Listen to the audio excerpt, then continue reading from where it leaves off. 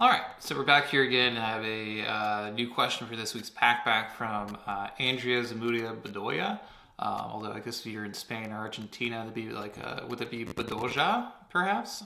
Which pronunciation is correct? I don't pretend any of my pronunciations are correct. I apologize in advance. But anyway, Andrea's asking, why does the government fail to bring justice to troops that get harassed in any type of way in the military, right? So this has become, a bit of an interesting hot topic, right? Where we are hearing more and more about ongoing sexual harassment and sexual abuse that goes unchecked in the military. And it's coming out, that several women for several years have faced, casual sexual harassment. Others have been, outright raped and harassed, right? And stuff like that. And, the military has a very unique structure in the way it's in, right? So there's very much a hierarchy, right? There's very much, ranks above other people, right?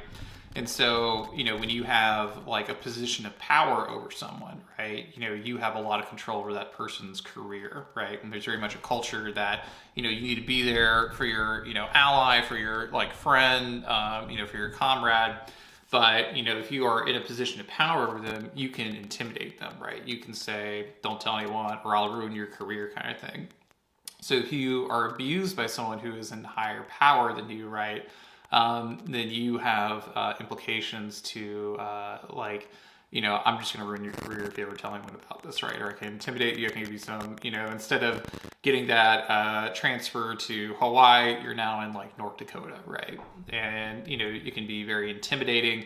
And so there is, a power disparity that happens because of that. And so as long as you believe there is a power disparity, then you have significant control over your victim, right? And you can limit and excuse away behavior. You can hide it, right?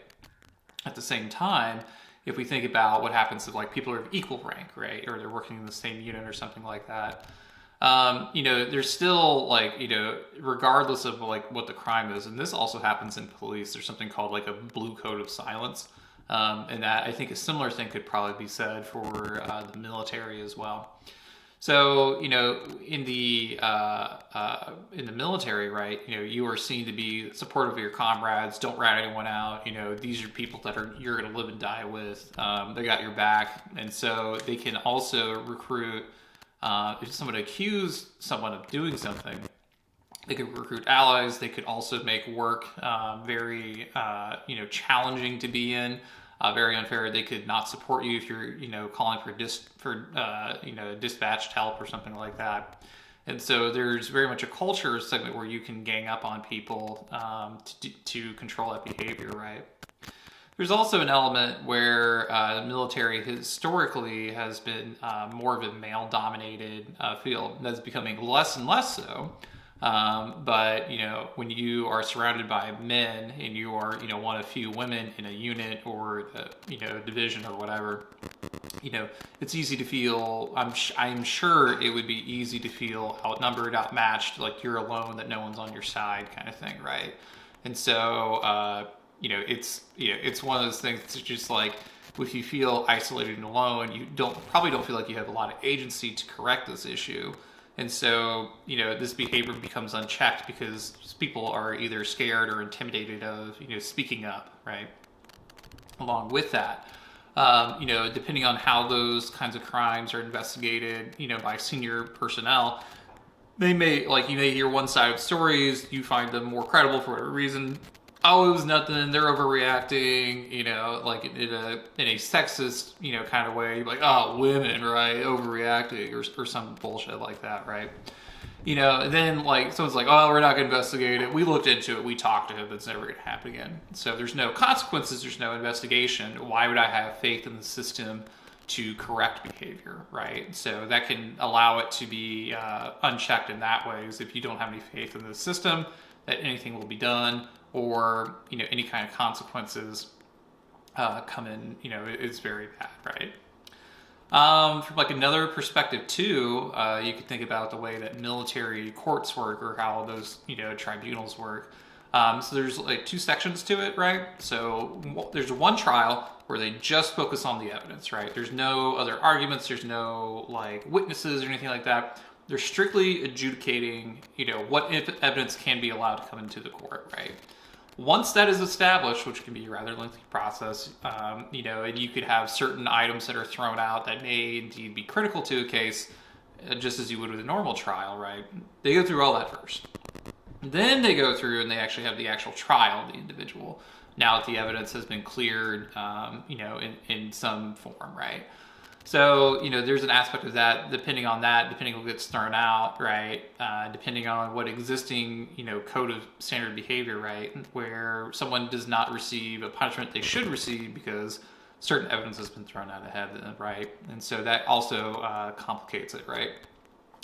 It really, what this comes down to is that there are a lot of cultural issues within the military that need to be addressed to limit sexual harassment, right? And I think a lot of it is historically women in the military were not seen as equals to men, seen as less than, so their complaints were not taken seriously, especially since women were not allowed.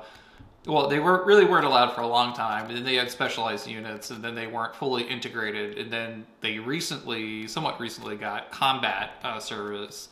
There's also, they maybe not as likely to get promoted unless they shut up kind of thing, right? So if you're worried about your career advancement, you do have to play the game, and it's stacked against you, maybe as a woman in a male-dominated field.